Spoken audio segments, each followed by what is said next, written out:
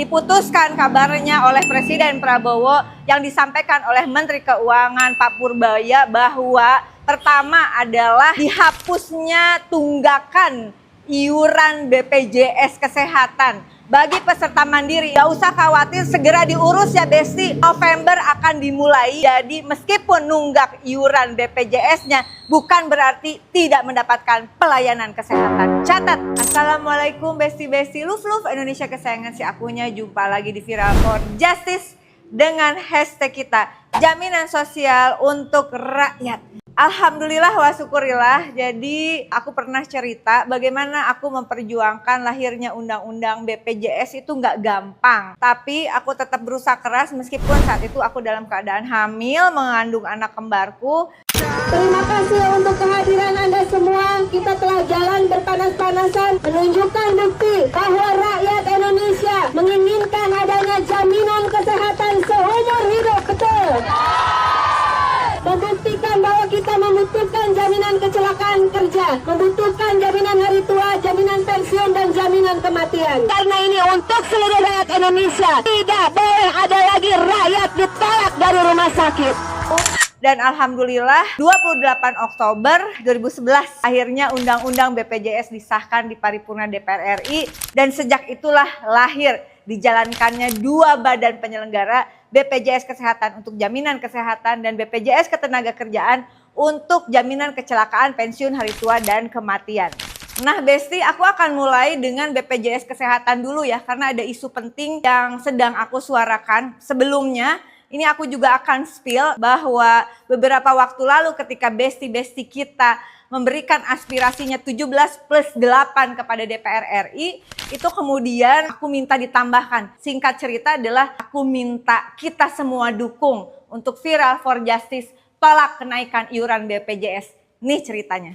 Saya sedang bekerja keras untuk mengungkap adanya indikasi data BPS yang kemudian menjadi acuan juga bagi penerima bantuan iuran yang kemudian malah iurannya akan dinaikkan begitu. Dan ini menjadi penting diketahui oleh publik karena juga berpengaruh juga terhadap para pekerja online semua. Buat kamu juga berpengaruh dan kita harus menolak. Kenapa kita harus menolak? Selama belum ada data yang benar, tidak ada alasan menaikkan iuran. Nah, BPJS Kesehatan itu sumber anggarannya terbagi menjadi beberapa. Pertama adalah untuk para pekerja. Pekerja ini ada pekerja yang kemudian pekerja informal lalu menjadi peserta mandiri. Ada juga yang merupakan pekerja dalam hubungan kerja. Namun ada juga mereka para penerima bantuan iuran. Siapakah mereka? Mereka adalah mereka yang miskin dan tidak mampu yang kemudian anggarannya ditanggung oleh negara. 2025 ada 96 juta orang kurang lebih, tapi ternyata masih ada yang dibebankan ke APBD. 2025 mencapai kurang lebih 46 juta orang. Totalnya artinya dikategorikan 49,77% warga Indonesia miskin. Benarkah data itu? Oh, kita hitung lagi. Saat menerima aspirasi masyarakat tentang 17+8 dan aku minta ditambahkan tolak kenaikan iuran BPJS, saat itu aku ditemani kita bersama menerima aspirasi bersama Bang Andre Rosiade dan juga Bang Kawendra, ini besti-besti aku. Lalu kemudian itu disampaikan ke pimpinan DPR RI dan pimpinan DPR RI alhamdulillah menyampaikannya ke presiden kita, Presiden Prabowo Subianto. Kalau iuran BPJS naik, itu kan juga artinya membebani bukan hanya pekerja, tapi juga pemberi kerja. Padahal kondisi ekonomi kita sedang butuh effort perjuangan bareng-bareng untuk kemudian masyarakat khususnya bisa pulih ekonominya. Dan alhamdulillah Menteri Keuangan yang baru, Kang Purbaya, alhamdulillah.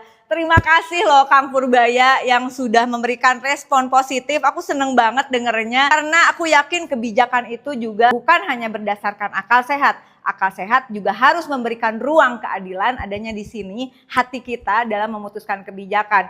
Singkat cerita, beberapa hari lalu, alhamdulillah ini menjadi kado penting peringatan lahirnya Undang-Undang BPJS pada paripurna DPR RI 14 tahun lalu. Alhamdulillah kita beri dukungan, kita awasi bersama, diputuskan kabarnya oleh Presiden Prabowo yang disampaikan oleh Menteri Keuangan Pak Purbaya bahwa pertama adalah dihapusnya tunggakan iuran BPJS Kesehatan. Bagi peserta mandiri ini sudah disampaikan juga penjelasannya oleh Dirut BPJS Kesehatan Pak Prof. Ali Gufron bahwa beralih mereka yang mandiri dan nunggak itu ke penerima bantuan iuran. Kurang lebih sekitar 23 juta orang kalau aku tidak salah. Dan hutangnya diputihkan. Gak usah khawatir, segera diurus ya Besti. November akan dimulai. Jadi meskipun nunggak iuran BPJS-nya, bukan berarti tidak mendapatkan pelayanan kesehatan. Catat. Yang juga penting adalah alhamdulillah perjuangan kita bersama